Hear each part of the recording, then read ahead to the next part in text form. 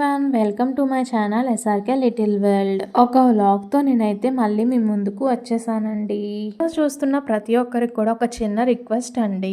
ఇంకా మన ఛానల్ని ఎవరైతే సబ్స్క్రైబ్ చేసుకోకుండా చూస్తున్నారో వాళ్ళందరూ కూడా ప్లీజ్ సబ్స్క్రైబ్ చేయండి అండ్ లైక్ చేయడం మాత్రం మర్చిపోకండి. నెక్స్ట్ వీడియోలోకి అయితే వెళ్ళిపోదాం. వీడియో అయితే ట్యూస్డే మార్నింగ్ అండి. ఇంకా మార్నింగ్ నేను 6కి అయితే లేచాను. ఇంకా లేచి ఫస్ట్ బ్రష్ అయితే చేసేసి ఇంకా బట్టలు వాషింగ్ మిషన్లో వేద్దాని వాషింగ్ మిషన్ అయితే ఓపెన్ చేశానండి. వాషింగ్ మిషన్ అయితే ఓపెన్ చేసి చూసేసరికి దాంట్లో బట్టలు అయితే ఉన్నాయండి. అయితే నేను మర్చిపోయినట్టున్నా, సోమవారం ఈవినింగ్ అయితే వాషింగ్ మిషన్ అయితే వేసి ఉంటానండి. ఇంకా మర్చిపోయాను. ఈరోజు బట్టలు వేద్దామని తీసి చూసేసరికి బట్టలు అయితే ఉన్నాయి. ఇంకా అవైతే తీసి ఆరేసేసానండి. ఇంకా నెక్స్ట్ ఇంకో ట్రిప్ అయితే వేసాను. వాషింగ్ మిషన్లో బట్టలు అయితే వేసేసాక ఇల్లంతా కూడా నీట్గా ఊడ్చుకొచ్చేసానండి. క్లీన్ చేయడం అయితే అయిపోయింది. ఇంకా వంటగదిలోకి వచ్చి అయితే అన్నం చేయడానికంటే ముందు వచ్చేసి నేను రైస్ అయితే కడిగి పెట్టేశానండి. అండ్ పప్పు కూడా కడిగి పెట్టేశాను. ఇంకా బాత్ చేసి రాగానే స్టవ్ అయితే ఆన్ చేద్దాము, ఆన్ చేసి పూజ చేసుకుంటే మనకి టైం సేవ్ అవుతుంది కదా అని చెప్పేసి నేనైతే రైస్ అండ్ దాల్ అయితే నేను స్టవ్ మీద అయితే పెట్టేస్తున్నాను. స్టవ్ మీద వేసిన ముగ్గు ఎలాగుందండి? పసుపుతో వేసి కుంకుమ బొట్లు పెట్టాయి కదండి, ఆ ముగ్గు ఎలా ఉందో కామెంట్ చేయండి. కొత్తగా అయితే ట్రై చేశాను, నాకైతే చాలా బాగా నచ్చింది. రైస్ అయితే స్టవ్ మీద అయితే పెట్టేశానండి కడిగేసి.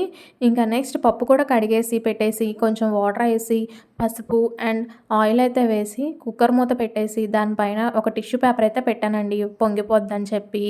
ఇంకా నెక్స్ట్ విజిల్ అయితే పెట్టేసి రెడీగా పెట్టేసుకున్నాను. ఇంకా నెక్స్ట్ పప్పుచారు చేద్దామని చెప్పి అనుకుంటున్నానండి. ఆ పప్పుచారు కోసం అయితే చింతపండు అయితే నానబెట్టాను. బాత్ చేసి అయితే వచ్చేసానండి. ఇంకా వీడియోలో ఏం చెప్తున్నానంటే అండి, బాత్ చేసి వచ్చాను, నేను స్టవ్ ఆన్ చేసి పూజ చేసుకుంటాను, ఒక పక్కన వంట అయిపోతుంది, నెక్స్ట్ వచ్చేసరికి పూజ కూడా అయిపోతుంది అని చెప్పి అయితే చెప్తున్నాను. ఇంకా స్టవ్ అయితే ఆన్ చేసేసి ఇంకా పూజ దగ్గరికి అయితే వచ్చానండి. ఇంకా ముందు రోజు పెట్టినవి అన్నీ ఉంటాయి కదండి, పువ్వులు అగరత్తులు అన్నీ, అవన్నీ అయితే తీసేసి మొత్తం అంతా కూడా క్లీన్ చేస్తున్నాను దేవుడి దగ్గర. ఆ ఇంట్లో అయితే అండి ట్యూస్డే అండ్ ఫ్రైడే అయితే కొంచెం హడావిడిగా అయితే ఉంటుందండి. హస్బెండ్ డ్యూటీకి వెళ్ళాలి, ఆయన డ్యూటీ టైం అయ్యేసరికి నేను టెంపుల్కి అయితే వెళ్ళి వచ్చేసేయాలి. సో ఇంకొంచెం ఫాస్ట్గా నేనైతే పనులు అయితే చేసుకుంటాను. అలాగైతే పసుపు అయితే రాసేసుకుంటున్నా అండి.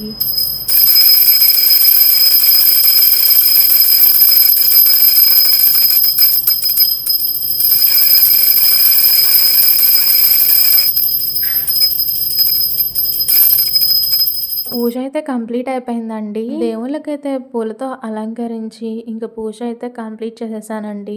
ఇంకా చూడడానికి కూడా ఆ దీపాల వెలుగులో ఎంత బాగుందో అండి. నాన్ వెజ్ తినని రోజులు సాటర్డే అండ్ పూజ చేసుకుంటే ఫ్రైడే కూడా నాన్ వెజ్ అయితే తిననండి. ఇంకా సాటర్డే ఫ్రైడే అండ్ నెక్స్ట్ వచ్చేసరికి ట్యూస్డే అయితే నేను కామాక్షమ్మ దీపం అయితే వెలిగిస్తానండి.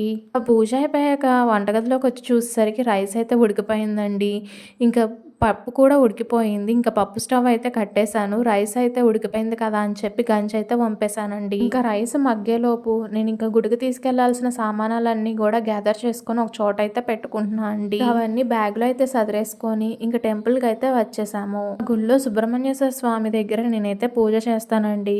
ఇంకా పూజ అయితే కంప్లీట్ చేసుకొని ఇంకా సుబ్రహ్మణ్యేశ్వర స్వామిని అయితే దర్శించుకొని ఇంక ఇంటికి అయితే వచ్చేసానండి. ఇంటికి వచ్చాక కొంచెం సేపు అయితే రెస్ట్ తీసుకొని ఇంకా టిఫిన్ కింద దోశలు అయితే వేసుకుంటున్నా అండి. ఇంకా ఎస్టర్డే చేసిన చట్నీ అయితే ఫ్రిడ్జ్లో పెట్టాను. ఇంకా అది అయితే హీట్ చేసుకుంటున్నానండి రూమ్ టెంపరేచర్కి వచ్చేంత వరకు. ఇంకా అది పక్కకైతే పెట్టేసి వేడెక్కాక కొంచెం ఇంకా దోశలు అయితే వేసేసుకుంటున్నా అండి. ఓ పక్కన దోశలు అయితే వేస్తూ ఇంకా సాంబార్కి కావాల్సిన ఆనియన్స్, దొండకాయ, బెండకాయ, వంకాయ, ములక్కాయ అన్నీ అయితే కట్ చేసుకొని అయితే ఒక బౌల్లో అయితే వేసుకున్నా అండి. స్టవ్ మీద అయితే ఒక గిన్నె పెట్టి ఆ గిన్నెలో ఈ వెజిటేబుల్స్ అన్నీ వేసి వాటర్ వేసి కొంచెం సాల్ట్ అయితే వేసి ఆయిల్ వేసి అయితే ఉడికించుకోవాలండి. అవి ఉడికేలోపు అయితే నేను కొబ్బరి అయితే తురుముతున్నానండి.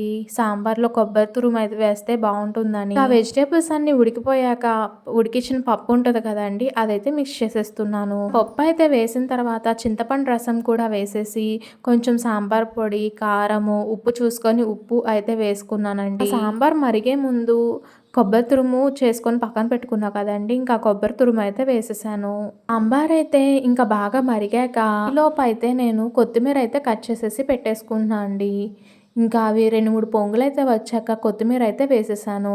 ఇంకా ఒక పక్కనైతే తాలింపు కూడా వేసేస్తున్నాను. నేను ఇదివరకంతా కూడా అండి పప్పు ఉడికిస్తా కదా కుక్కర్‌లో అప్పుడు ఏసేసేదాన్నండి వెజిటబుల్స్ అన్నీ. ఈ ప్రాసెస్ అయితే నాకు మా నైబర్ అక్క అయితే చెప్పారండి. అక్కయితే అలా చేస్తారంట. అక్క చేసింది చాలా టేస్ట్‌గా ఉండిద్ది. సో, ఇంక నేను అడిగాను ఎలా చేస్తావు అక్క అనంటే అప్పుడు ఈ ప్రాసెస్ చెప్పింది. ఈ ప్రాసెస్ అక్క చెప్పిన దగ్గర నుంచి అయితే ఫాలో అవుతున్నాను.